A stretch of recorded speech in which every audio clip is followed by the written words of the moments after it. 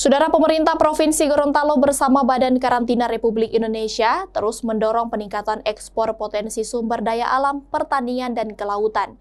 Salah satu yang langsung diekspor pemerintah Provinsi Gorontalo yakni santan olahan ke Tiongkok. Untuk pertama kalinya, Gorontalo kini langsung mengekspor hingga 52 ton olahan santan kelapa ke Cina. Ekspor ini terus dikembangkan karena melimpahnya ketersediaan komoditas kelapa di Gorontalo. Pemanfaatan sumber daya alam yang melimpah dengan potensi pasar global menjadi peluang bagi pertumbuhan ekonomi rakyat. Komoditas kelapa menjadi salah satu kekayaan sumber daya alam yang cukup melimpah dan digeluti masyarakat Gorontalo.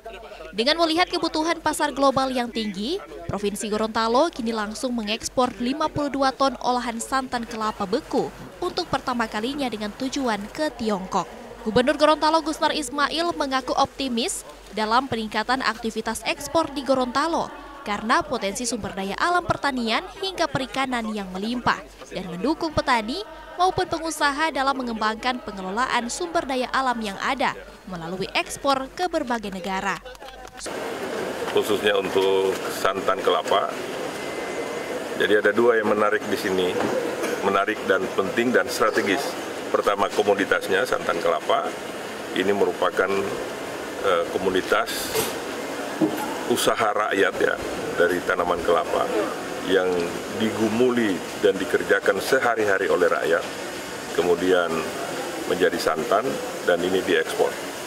Kemudian yang kedua, yang strategisnya adalah ini kawasan berikat ya untuk pelayanan ekspor impor. Masyarakat dibawa ke sini, kemudian diselesaikan administrasinya di sini.